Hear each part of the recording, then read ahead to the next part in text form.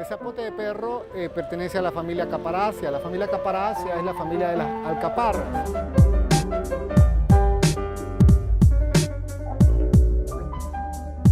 Vea, diga usted. Ahí está. Sí ve, salen las balas.